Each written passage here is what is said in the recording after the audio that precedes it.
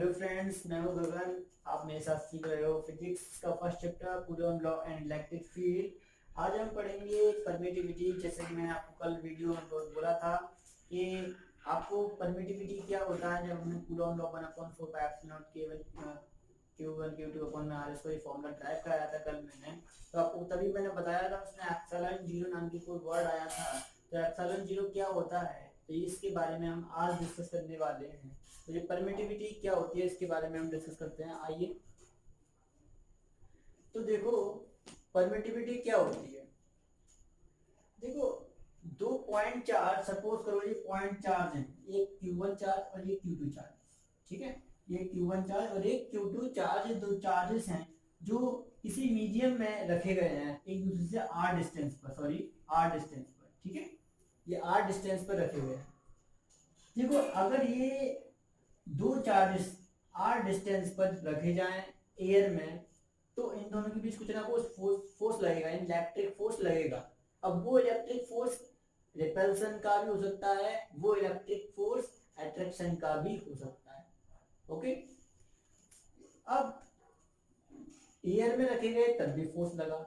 अब इन्हीं दो चार्जेस को इतने ही डिस्टेंस पर वाटर में ले जाके रख दिया जाए।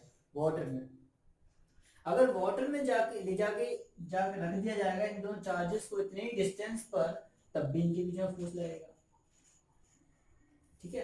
अब इस फोर्स पे कुछ ना कुछ इफेक्ट तो आएगा, क्योंकि मीडियम चेंज हो गया है। पहले था एयर, पहले ये एयर में रखे थे, अब ले जाके हमने वाटर में रख दिए। अब वाटर में रखने के कारण कुछ ना कुछ तो फोर्स, इनके बीच में लगने वाले इलेक्ट्रिक फोर्स पे कुछ ना कुछ तो इफेक्ट आएगा। उस इफेक्ट के बारे में हम यहाँ पढ़ रहे हैं। उस इफेक्ट के बारे में हमें परमिटिविटी बताने वाला है, ठीक है। जब मीडियम चेंज हो जाता है, अगर मीडियम चेंज हो जाता है तो इलेक्ट्रिक फोर्स भी अफेक्टेड हो जाता है, यानी उस पर भी कुछ ना कुछ प्रभाव आता है। अब पढ़ते हैं हम परमिटिविटी के ऊपर। तो इसी प्रभाव के बारे में परमिटिविटी बताएगी हमें, ठीक है। हम मोटे मोटे वर्ड्स में कहें तो जो एक दो चार्ज मीडियम चेंज होने पर इलेक्ट्रिक फोर्स पर जो प्रभाव आता है उसके बारे में हमें परमिटिविटी डिस्कस कराएगी, ठीक है। तो परमिटिविटी क्या होता है, तो जाने। Permittivity, it is the characteristics of the medium. ये एक मीडियम का कैरेक्टरिस्टिक्स होता है। क्या? मीडियम का कैरेक्टरिस्टिक्स। मीडियम मीडियम हो सकता है, मीडियम हो सकता है एयर, एयर मीडियम, मीडियम क्या हो सकता है, मीडियम प्लास्टिक भी हो सकता है, मीडियम वाटर भी हो सकता है, मीडियम बहुत सारे आपने मीडियम डिस्कस किए होंगे। बहुत सारे गैसेस के मीडियम होते हैं, बहुत डिफरेंट डिफरेंट टाइप्स के मीडियम होते हैं। तो आपने मीडियम के बारे में आई होप आप जानते होंगे। तो ये किसी मीडियम का कैरेक्टरिस्टिक्स होता है, the characteristics of the medium between the two points charges, ठीक है। यानी कि दो पॉइंट चार्ज, ये वाला एक पॉइंट चार्ज और ये वाला एक पॉइंट चार्ज, इन दोनों के बीच में जो मीडियम है, ये यहां से यहां तक का ये मीडियम है। अब ये मीडियम, इन दो पॉइंट चार्जेस के बीच में प्लास्टिक भर दो, या फिर ना एयर भर दो, या फिर आप कोई वाटर भर दो, तो ये मीडियम लगातार हम चेंज कर सकते हैं दो चार्ज पॉइंट चार्जेस के बीच में, जो कि एक दूसरे से आर डिस्टेंस पे रखे गए हैं। अगर इन दो मीडियम, जो दो पॉइंट चार्ज के बीच के मीडियम को लगातार चेंज किया जाएगा, तो इनके बीच में लगने वाला इलेक्ट्रिक फोर्स भी अफेक्टेड हो जाएगा। तो इस इलेक्ट्रिक फोर्स के बारे में ही यहाँ पे डिस्कस कर रहे हैं। तो दो पॉइंट चार्ज के बीच में जो मीडियम है, उस मीडियम का एक कैरेक्टरिस्टिक्स होता है परमिटिविटी। मीडियम का एक कैरेक्टरिस्टिक्स, आई मीन प्रॉपर्टी होती है मीडियम की। दो पॉइंट चार्ज के बीच में जो मीडियम है उसकी प्रॉपर्टी होती है परमिटिविटी। कौन सी प्रॉपर्टी होती है, तो आगे देखते हैं। Which affect the force between the two point charge, जो कि दो चार्जेस के बीच लगने वाले फोर्स को अफेक्ट करती है, इफेक्ट करती है, प्रभावित करती है। यानी फोर्स को कम कर देगी या बढ़ा देगी, ये होती है परमिटिविटी, ठीक है। परमिटिविटी क्या होती है, एक मीडियम का वो कैरेक्टरिस्टिक्स होता है जिसके कारण दो पॉइंट चार्ज के बीच में लगने वाला फोर्स या तो इंक्रीज कर जाता है या डिक्रीज कर जाता है। उस कैरेक्टरिस्टिक्स, उस मीडियम के उस कैरेक्टरिस्टिक्स को हम क्या बोलेंगे, परमिटिविटी। अब हर मीडियम की परमिटिविटी डिफरेंट डिफरेंट होती है, ये आपको ध्यान रखना है, ठीक है। हर मीडियम की परमिटिविटी डिफरेंट डिफरेंट होती है। वाटर की कुछ और परमिटिविटी होगी, एयर की कुछ परमिटिविटी और होती है, प्लास्टिक की परमिटिविटी कुछ और होगी, लोहा हो यानी आयरन की परमिटिविटी कुछ और होगी, सिल्वर की परमिटिविटी कुछ और होगी, एंड डिफरेंट डिफरेंट मीडियम्स की परमिटिविटी डिफरेंट डिफरेंट होती है। तो every medium has a different permittivity that, ठीक है। परमिटिविटी की वैल्यू हर मीडियम्स के लिए डिफरेंट रहेगी, ये आपको ध्यान रखना है। अब परमिटिविटी किस तरह से इफेक्टेड रहती है इलेक्ट्रिक फोर्स पर, ठीक है। हम कैसे जाने कि अगर इतनी परमिटिविटी है तो इसमें इलेक्ट्रिक फोर्स इंक्रीज कर जाएगा डिक्रीज कर जाएगा, कैसे जाने? सिंपल, पहली बात ये ध्यान रहे कि परमिटिविटी को हम किससे दिखाते हैं? एप्सिलॉन से। इसको हम बोलते हैं एप्सिलॉन। क्या बोलते हैं? एप्सिलॉन। EPSILON आप लिख लीजिए, EPSILON एप्सिलॉन इसको बोलते हैं। क्या बोलते हैं? एप्सिलॉन। अब ये परमिटिविटी को हम एप्सिलॉन से दिखाते हैं, ठीक है।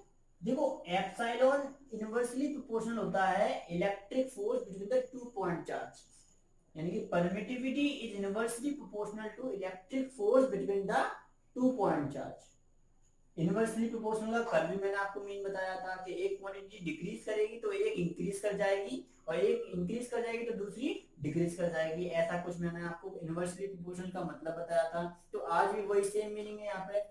अगर किसी मीडियम की परमिटिविटी की वैल्यू जितनी ज्यादा होगी तो फोर्स उतना ही कम हो जाएगा, और किसी मीडियम की परमिटिविटी की वैल्यू जितनी कम होगी फोर्स उतना ही इंक्रीज कर जाएगा, ठीक है। उल्टा होगा, ठीक है। ये आपको ध्यान रखना है। अगर एक क्वांटिटी ये इंक्रीज करेगा तो डिक्रीज करेगा, और ये डिक्रीज करेगा तो ये इंक्रीज करेगा। तो ये आपको ध्यान रखना है। यानी अगर किसी मीडियम की परमिटिविटी ज्यादा है तो दो पॉइंट चार्जेस के बीच में लगने वाला फोर्स उसमें कम हो जाएगा।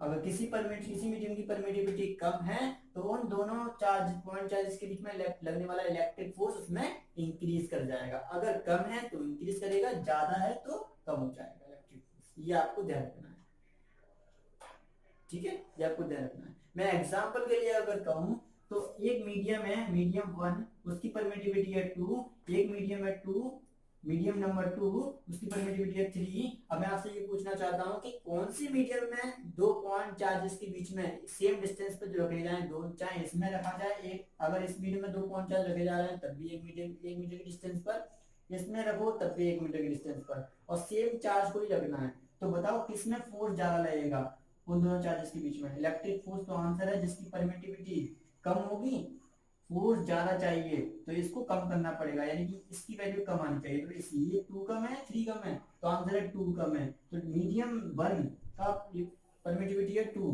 यानी मीडियम 1 में रहते जो चार्जेस है उनके बीच में इलेक्ट्रिक फोर्स ज्यादा आएगा। ये आपको ध्यान रखना है, हो जाएगा। तो ये तो आपको परमिटिविटी मैंने आपको एक्सप्लेन कर दिया, तो आई होप परमिटिविटी आपको अच्छे से समझ में आया हो। आगे चलते हैं।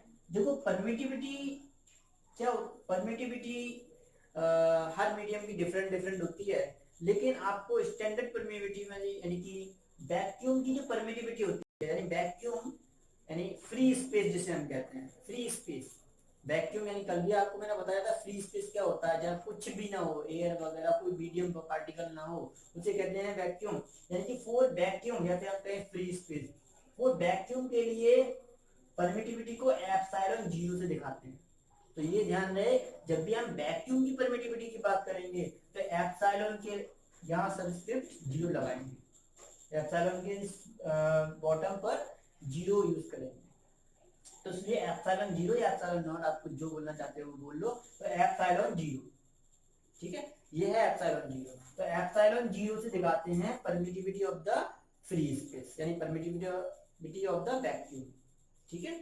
तो परमिटिविटी की फ्री वैक्यूम के लिए परमिटिविटी होती है, उसकी वैल्यू होती है 8.85 फुट 10⁻12 कूलम पर न्यूटन मीटर पर। ये आपको मैंने कल भी बात बताया था कि कितनी वैल्यू होती है, इतनी वैल्यू होती है। ये आपको याद रखनी है, इसको आपको रट लेना है, क्योंकि न्यूमेरिकल्स करते समय इसका बहुत बड़ा कंट्रीब्यूशन रहेगा।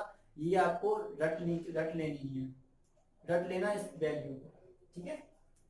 अब बात करें डायमेंशन फॉर्मूले की, अब बात करें डायमेंशनल फॉर्मूले की, तो डायमेंशनल फॉर्मूला परमिटिविटी का क्या होता है?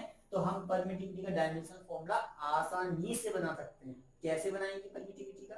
डायमेंशन फॉर्मूला, तो आंसर है परमिटिविटी का डायमेंशन फॉर्मूला हम यहीं से बना सकते हैं, यहीं से हम चाहें तो फॉर्मूले का यूज कर लें, अगर हमें फॉर्मूला नहीं मालूम तो परमिटिविटी का डायमेंशनल फॉर्मूला हम यहाँ से बना सकते हैं। कैसे बनाएंगे, तो आप देखो यहाँ पे कूलम स्क्वायर लिख रहा है अपॉन में इसकी पर इस डायमेंशन फॉर्मूला हम यूनिट से बना सकते हैं, चाहे हम फॉर्मूले से बना सकते हैं, हम किसी से भी डायमेंशन फॉर्मूला बना सकते हैं, किसी भी क्वांटिटी का, फिजिकल क्वांटिटी का। तो यहाँ पे हम फिजिकल क्वांटिटी का डायमेंशन फॉर्मूला हम इसकी यूनिट से क्रिएट कर देंगे।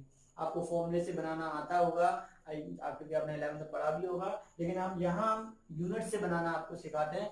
तो कूलम स्क्वायर पर न्यूटन मीटर स्क्वायर, इस यूनिट को हम ऐसे लिखते हैं।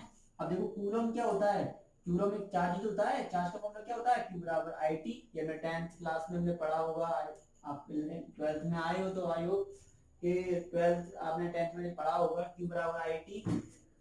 आई इसको इसकी ये होता है, इसका डायमेंशन फॉर्मूला होता है कूलम, मतलब ये चार्ज है। अब चार्ज का डायमेंशन फॉर्मूला क्या होता है, हमें आई और टी की टर्म में लिखना पड़ता है चार्ज का डायमेंशन फॉर्मूला, ये ध्यान रखें, सी नहीं लिखते डायमेंशन फॉर्मूला क्यू का। तो आई का डायमेंशन फॉर्मूला होता है ए, क्या होता है हमारा ए, और टी का कभी कभी आई से भी दिखाते हैं किसी किसी बुक में, तो हम आई यूज कर लेते हैं आई। और इसका capital I dimension formula current का होता है, और टाइम का डायमेंशन फॉर्मूला टी होता है। तो आई टी हमारा डायमेंशन फॉर्मूला होता है कूलम इसका। तो हम क्या करेंगे, तो आई टी यहाँ पर डायमेंशन फॉर्मूला लिख देंगे चार्ज का, यानी इसका डायमेंशन फॉर्मूला होता है आई टी का स्क्वायर। न्यूटन का आपको जो रटा होगा सभी को, फोर्स का डायमेंशन फॉर्मूला क्या होता है, M L T minus two, force की यूनिट रहती होती है ये, तो M L T minus two. और न्यूटन का हो गया डायमेंशन फॉर्मूला, न्यूटन का डायमेंशन फॉर्मूला हमारा ये होता है। और मीटर एक लेंथ होती है, तो लेंथ का डायमेंशन फॉर्मूला एल, और यहाँ पे पावर लगेगी टू, एल टू आ जाएगा। जब इसको सॉल्व करेंगे तो हमारा m minus one L minus three T four A two आ जाएगा। आप सॉल्व करके देख लीजिएगा, ठीक है। तो हमारा इसको सॉल्व करने पर हमारा डायमेंशन फॉर्मूला ये बन जाएगा। ओके, अगर आप चाहते हो तो एक कॉपी पेन लीजिए, उसको सॉल्व करके देखिए, और यही आएगा डायमेंशन फॉर्मूला। और डायमेंशन फॉर्मूला आपको रटा होना चाहिए कि डायमेंशन फॉर्मूला परमिटिविटी का क्या होता है, m minus one L minus three T four A two, M minus one L minus three T four A two. तो ये आपको ध्यान रखना है, dimension formula of the permittivity, चाहे वो परमिटिविटी फ्री स्पेस की हो, चाहे परमिटिविटी किसी मीडियम की हो, लेकिन डायमेंशन फॉर्मूला यही रहेगा, ठीक है। ये आपको ध्यान रखना है। और ये भी ध्यान रहे कि ये परमिटिविटी वैक्यूम की है, सिर्फ केवल और केवल अलग अलग मीडियम की अलग अलग होगी। आगे हम पढ़ते हैं। अब देखो ये हमने डिस्कस कर लिया, अब हम थोड़ा सपोज करें, अगर हम मीडियम में आर डिस्टेंस पर Q1 Q2 दो चार्जेस मैंने पुट कर दिए, रख दिए आर डिस्टेंस पर, मान लेते हैं Q1 Q2 चार्जेस रख दिए, और एक ऐसे मीडियम में रखे गए हैं जिसका डाइलेक्ट्रिक कांस्टेंट K है। अब ये डाइलेक्ट्रिक कांस्टेंट क्या होता है, तो डाइलेक्ट्रिक कांस्टेंट भी परमिटिविटी ही होती है, डाइलेक्ट्रिक कांस्टेंट भी परमिटिविटी का रेशियो होता है। वो हम अभी कैसे रेशियो होता है वो हम बता देते हैं। अभी देखो, अगर कोई दो पॉइंटर आर डिस्टेंस पर रखे गए हैं जिन उसमें ऐसे मीडियम में जिसका डाइलेक्ट्रिक कांस्टेंट के है, तो उन दोनों चार्जेस के बीच में लगने वाला जो फोर्स होगा वो F बराबर 1/4 पाई एप्सिलॉन नॉट के Q1 Q2 अपॉन में R स्क्वायर हो जाएगा। फॉर्मूला कूलम जैसा ही रहेगा, बिल्कुल सेम रहेगा, दो पॉइंट चार्ज के बीच में कूलम लॉ ही यूज किया है हमने, बस थोड़ा सा हमने डिफरेंट कर दिया है। क्यों, क्योंकि हम जब 1/4 पाई एप्सिलॉन लिखते थे, तो हमने जब कूलम लॉ आपको कराया था तो बस डेफिनेशन में हमने लिखा था वैक्यूम, इसलिए वैक्यूम में रखे दो पॉइंट चार्जेस, ऐसी डेफिनेशन कुछ इस प्रकार बनाई थी, इसलिए मैंने यहाँ पे एप्सिलॉन जीरो का यूज किया था। लेकिन अगर मैं वहां वैक्यूम नहीं बोलता, किसी भी मीडियम में दो पॉइंट चार्ज रखे होते आर डिस्टेंस पर ऐसा बोलता, तो वहां पे मैं एप्सिलॉन लिखता, एप्सिलॉन जीरो नहीं लिखता, ठीक है। तो ये आपको ध्यान रहे कि यहाँ पे जो एप्सिलॉन है 1/4 pi epsilon not Q1 Q2 upon में R स्क्वायर, ऐसा कुछ फॉर्मूला में लिखता अगर वहां वैक्यूम नहीं बोलता तो, ठीक है। इस एप्सिलॉन को permittivity of free space terms में कैसे लिखा जाता है, ये चीजें हम इसमें डाइलेक्ट्रिक कांस्टेंट की सहायता लेते हैं, हेल्प लेते हैं। तो हम क्या करेंगे, तो आपको इतना तो आपको ध्यान रखना है कि एफ बराबर 1/4 के Q1 Q2 अपॉन में आर स्क्वायर होता है। जब भी किसी मीडियम में अगर कोई दो पॉइंट चार्ज को रखा जाएगा तो एप्सिलॉन नॉट के आगे के लग जाएगा। क्या लग जाएगा? के लग जाएगा। ठीक है, और जैसे ही इसमें एप्सिलॉन नॉट में के का इनटू हो जाएगा तो ये क्या देगा हमें?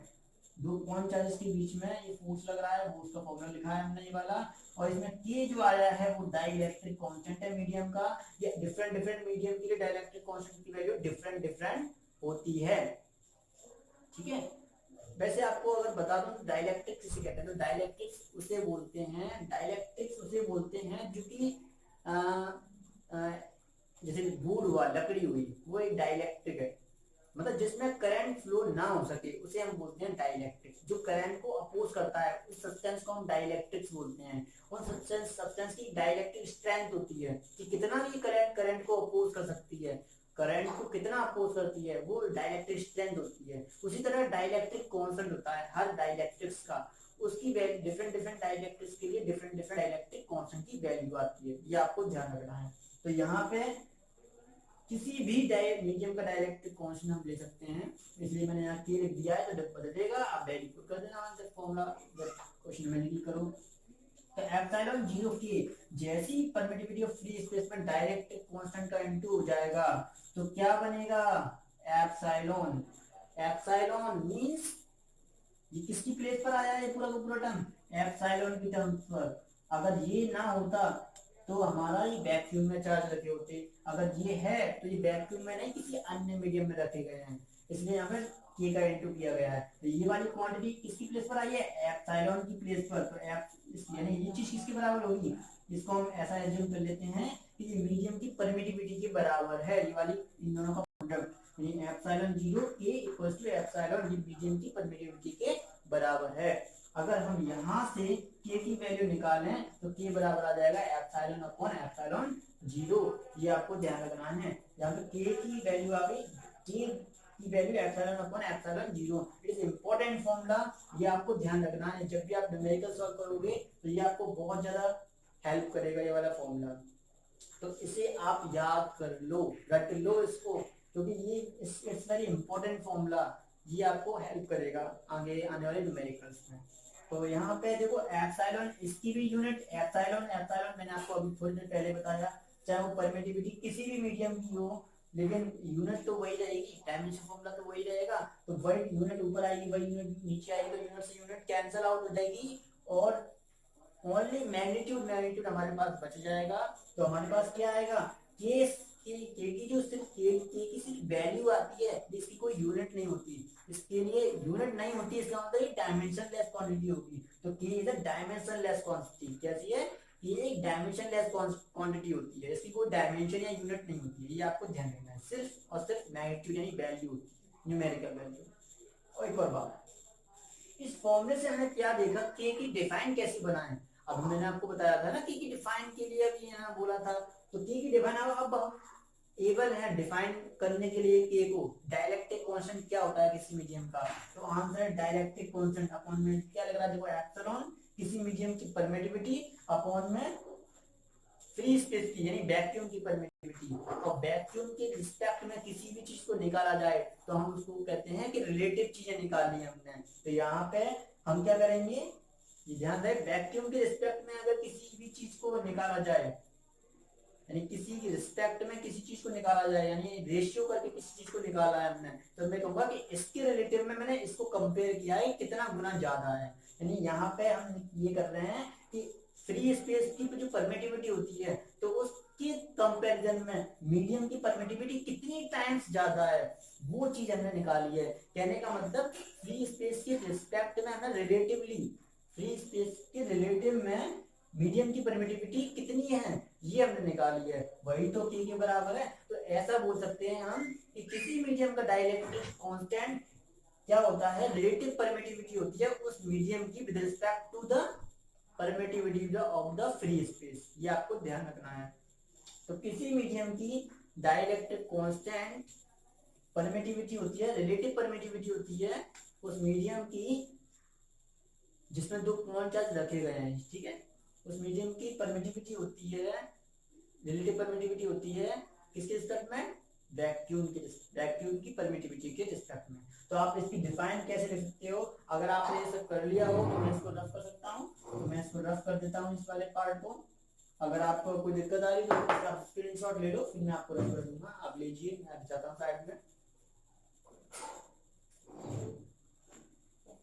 ठीक है, अगर आपने स्क्रीनशॉट ले लिया हो तो मैं आपको आगे कराता हूँ। तो देखो के बराबर होता है एप्सिलॉन अपॉन एप्सिलॉन 0, यानी कि के।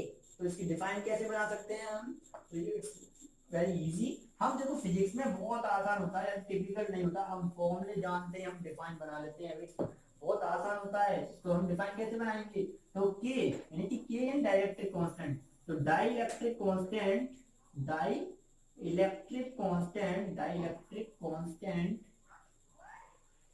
is the relative permittivity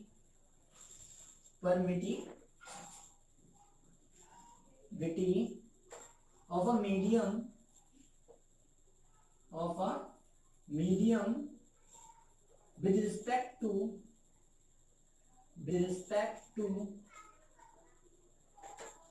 permittivity of free space, permittivity of vacuum। ठीक है, dielectric constant is the relative permittivity of a medium with respect to permittivity of vacuum. ये आपको ध्यान रखना है। तो आज के लिए इतना ही, ये आपको एक्सप्लेन, ये इम्पोर्टेंट था, और आगे हम आगे भी पढ़ेंगे, लेकिन आज के लिए इतना बहुत है, और ये आपके लिए काफी है। और परमिटिविटी के बारे में, आज परमिटिविटी का कॉन्सेप्ट पूरा हुआ, कल आगे के लेक्चर में आगे की चीजें देखेंगे। थैंक यू बच्चों। अगर आपको पसंद आया हो तो मेरे चैनल को सब्सक्राइब, लाइक, शेयर करना ना भूलें, और अपने फ्रेंड्स के साथ भी शेयर करें। अगर आप चाहते हो कि मैं अपनी फ्रेंड्स की सहायता, मैं हेल्प करनी चाहिए, तो आप फ्रेंड्स की हेल्प अवश्य करें, जरूर करें, जिससे कि आपको भी एक प्राइड सा फील हो। तो थैंक यू बच्चों, और thank you all of you, best of luck, bye.